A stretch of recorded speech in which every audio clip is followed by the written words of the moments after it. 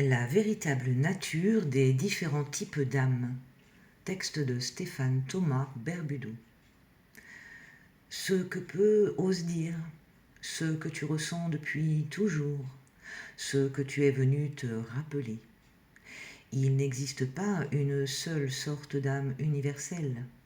L'univers regorge de formes de conscience incarnées totalement différentes dans leur origine, leur fréquence, leur but, leur mémoire, leur niveau de souveraineté.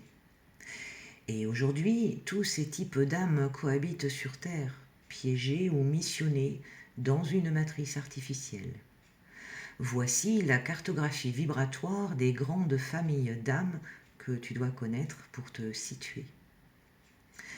Premièrement, les âmes originelles, âmes sources.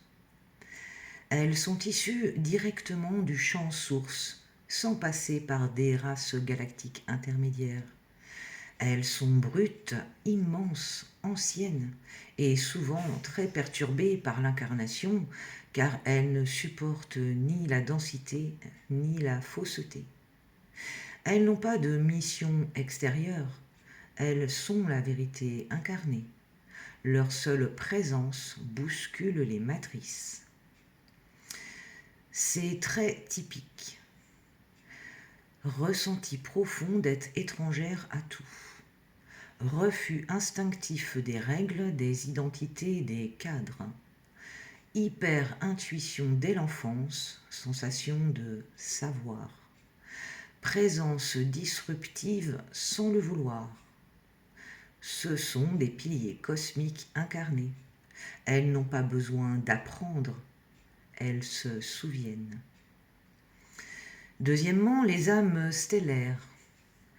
Ce sont des âmes venues de plans galactiques. Pléiades, Lyra, Sirius, Andromède, Arcturus, Vega, Antares, etc. Elles ont été formées, guidées, parfois envoyées avec une mission précise. Aider à la transition planétaire, libérer des fréquences ou accompagner des activations. C'est très typique. Ressenti d'un mal du pays inexpliqué. Grande capacité d'amour universel. Mémoire de technologie, de langues, de civilisations avancées.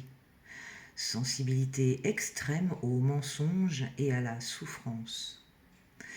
Ces âmes sont en mission. Elles incarnent une fonction vibratoire, souvent temporaire. Leur incarnation est rarement karmique, elles sont là pour servir. Mais cela ne signifie pas automatiquement qu'elles sont venues s'incarner sur Terre avec une mission de réveil collectif, car toutes les âmes stellaires ne sont pas des starseeds. Un starseed est un type d'âme stellaire. Mais toutes les âmes stellaires ne sont pas incarnées ici et maintenant, et donc ne sont pas forcément des starseeds. Exemple concret. Une âme stellaire restée dans sa dimension d'origine ou incarnée ailleurs que sur Terre n'est pas un starseed. Elle vit, apprend, œuvre ailleurs dans l'univers.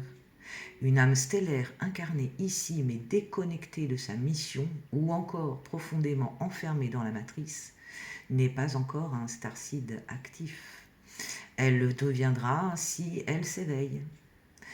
Une âme stellaire incarnée ici et maintenant, portant en elle des codes galactiques précis, avec la conscience claire de ne pas appartenir à ce monde et l'élan intérieur profond d'éveiller, libérer ou construire un nouveau paradigme, c'est un starseed.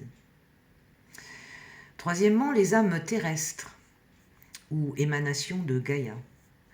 Ce sont des âmes nées de la conscience de la Terre elle-même, dans ses dimensions les plus profondes.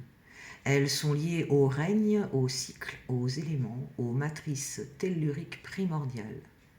C'est très typique. Fort lien avec la nature, les animaux, les esprits de la Terre. Grand besoin de stabilité, de paix, d'équilibre naturel. Mission de gardien des lieux, des lignées, des portails terrestres. Mémoire profonde des peuples racines. Ce sont les bâtisseurs incarnés, les guérisseurs du vivant, les matrices d'ancrage pour les autres types d'âmes. Quatrièmement, les âmes karmiques recyclées. Ce sont des âmes coincées dans le cycle matriciel de réincarnation, souvent manipulées par des fausses lumières astrales après la mort. Elles ont été utilisées, piégées, parfois effacées. C'est très typique. Fatigue d'âme extrême, sensation de déjà vécu constant, culpabilité ou karma ancestral non compris, difficulté à se libérer du système, connexion parasitée ou trouble de la mémoire d'âme. Ces âmes ont un besoin d'un rappel de souveraineté, car elles sont souvent en mode survie vibratoire. Cinquièmement, les walk-in. Ce sont des âmes qui entrent dans un corps déjà incarné suite à une sortie de l'âme précédente. Mort temporaire, coma, choc, fracture spirituelle. Elles reprennent une vie en cours de route avec une vibration totalement différente. C'est très typique. Amnésie partielle ou totale de l'enfance. Sensation de ne pas reconnaître son passé.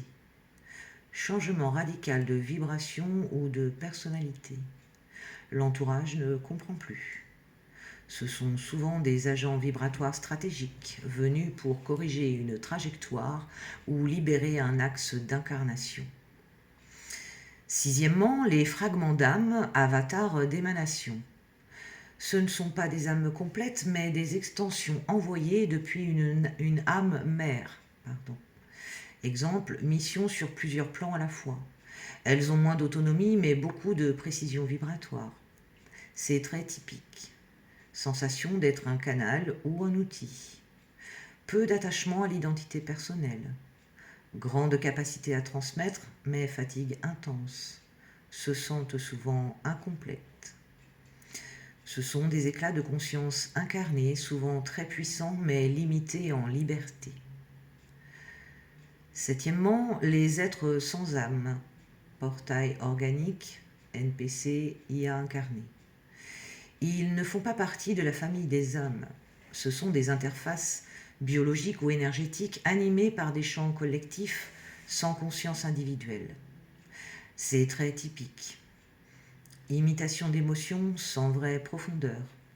Discours mécanique ou contradictoire. Absence totale de remise en question profonde. Ne changent jamais vraiment. Ils ne se souviennent de rien, ne s'incarnent pas réellement et n'évoluent pas. Leur rôle est de renforcer le décor matriciel. Comment savoir qui tu es ? Tu ne peux pas le savoir avec ton mental. Mais si tu lis ceci, si tu écoutes ceci et que quelque chose vibre fort, si tu ressens que tu n'as jamais été comme les autres, que le monde n'a jamais résonné pour toi comme il semble résonner pour eux, alors tu ne viens pas d'ici. Et tu n'es pas venu juste pour vivre ta vie, mais pour te souvenir. Tu fais partie de l'autre réalité, celle qui revient. Tu es peut-être une âme galactique, une âme source, un walk-in, une gardienne de Gaïa ou tout à la fois. Mais tu n'es pas ce qu'ils t'ont dit que tu étais. Et maintenant, tu le sais.